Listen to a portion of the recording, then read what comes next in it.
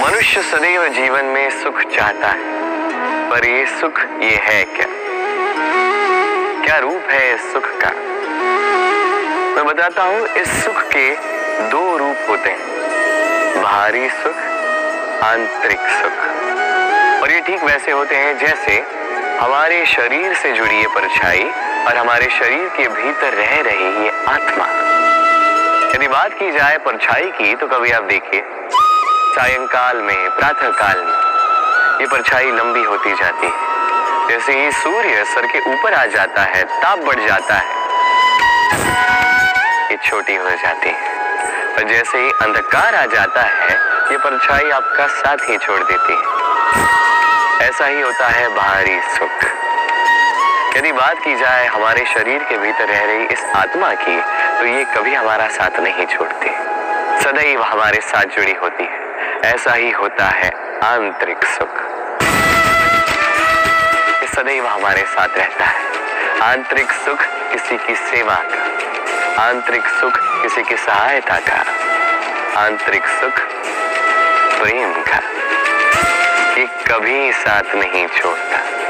वही बाहरी सुख, जब तक आपके पास संपन्नता है, कुछ लोग हैं, कुछ सुविधाएं हैं, ये बाहरी सुख आपके साथ रहेगा। संपन्नता चली गई, लोग चले गए, सुविधाएं चली गई, बाहरी सुख भी चला जाएगा।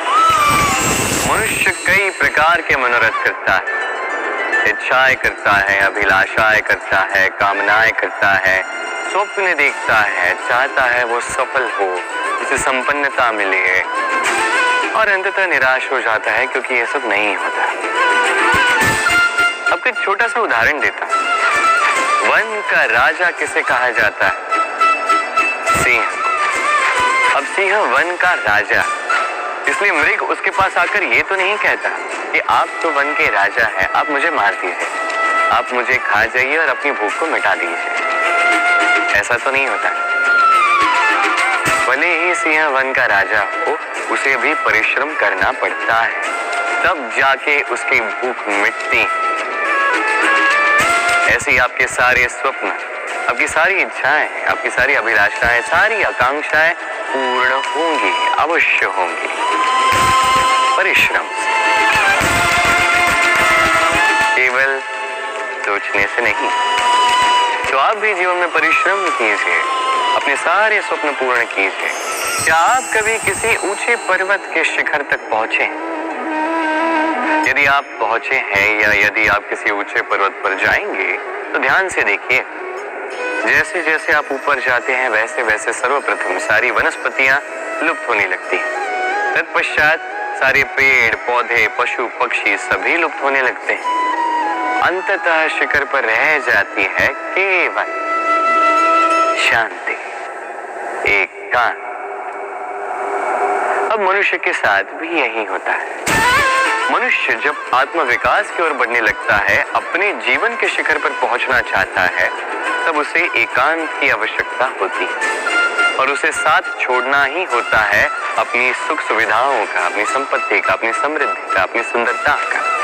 देखिए, जीवन के शिखर तक पहुंचना ये सरल तो नहीं है, अत्यंत दुर्गम मार्ग है, किंतु यदि आप वहां पहुंचना ही चाहते हैं, तो आपको त्याग की प्रवृत्ति जागृत करनी होगी। त्याग क्या है ये सीखना होगा, क्योंकि त्याग से ही मन में शांति आती है और इसी शांति से मन में उत्पन्न होता है प्रेम, और ये प्रेम ही तो है जीवन का अंतिम लक्ष्य। कभी कभी हम जीवन में सोचते हैं वो व्यक्ति जो धर्म के पथ पर चलता है, यदि उससे कोई भूल हो जाती है तो नियति तुरंत ही उसे कठोर दंड दे देती। परंतु वो लोग जो संसार के बड़े से बड़े अधर्मी हैं, बुरे से बुरे कर्म करते हैं, उन्हें नियति अनेक अवसर देती है। उन पर नियति इतना कठोर प्रहार नहीं करती। ये सोच आती है कभी ना कभी मन। अब सोचिए ऐसा क्यों है? देखिए, जीवन को अधिकतर लोग एक ही पहलू से देखते हैं, हर पहलू से देखना चाहिए। मुझे बताइए, क्या संसार में कोई भी अधर्मी प्रेरणा स्रोत बन सकता है? कदापि। जो व्यक्ति स्वयं की ही आत्मा को मलिन कर देता है, वो संसार को प्रेरणा क्या देगा? वो स्वयं ही समझ नहीं पाता उचित क्या है, धर्म क्या है, तो नियति उसे एक अवसर देती है समझने का उचित क्या है, धर्म क्या है।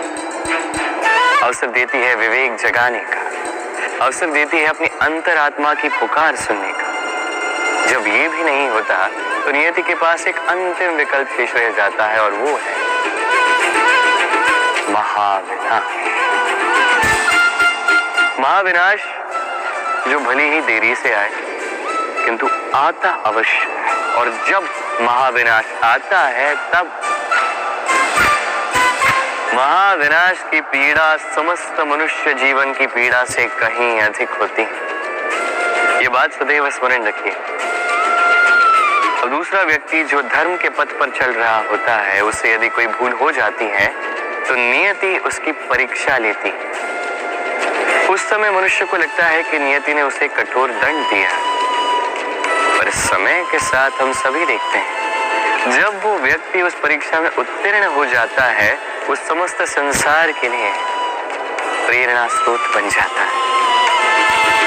अर्थात नियति हर एक व्यक्ति को उसके कर्म का उचित फल देती है, उचित दंड भी देती है। अंतर है तो बस समय और आपकी सोच का। दुविधा। कई बार जीवन में हम उस मोड़ पे पहुंच जाते हैं जहां हम समझ नहीं पाते कि अब किस दिशा का चयन किया जाए। कभी यहां जाना उचित लगता है, कभी यहां जाना उचित लगता है, कभी दोनों मार्ग पर आगे बढ़ना आवश्यक लगता है, किंतु वो तो हो नहीं सकता। तो कभी कभी ऐसा भी लगता है कि कदाचित यहीं रुक जाना उचित है, कहीं ना जाना ही उचित है। अब इसी को तो दुविधा कहते हैं। संसार में ऐसी कोई दुविधा नहीं जिसका समाधान ना। ये दुविधा स्वाभाविक है, और आपकी इस दुविधा को थोड़ा सरल बना देता।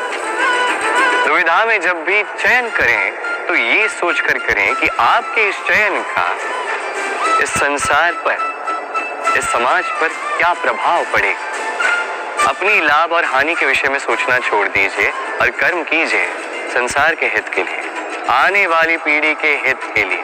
सोचिए कि आपके इस कर्म से उनके जीवन का उद्धार कैसे होगा, क्योंकि यही विचार उचित विचार। देखिए, कई बार औषधि जो होती है वो कड़वी होती है, किंतु यही औषधि तो उपचार भी करती है ना। उसी प्रकार आपको भी इस दुविधा में कड़वे चयन करने पड़ सकते हैं, जो कठिन चयन होंगे, जो कठिन समय ला सकते हैं। किंतु यदि ये चयन धर्म संगत है, यदि इसे संसार का हित होगा, तो यही चयन उचित चयन।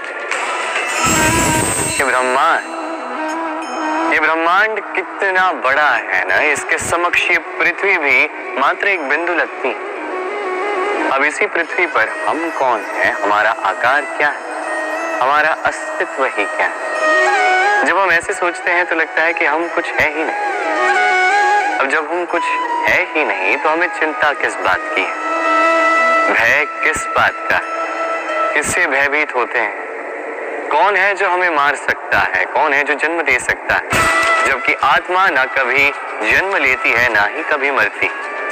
आत्मा बस शरीर बदलती।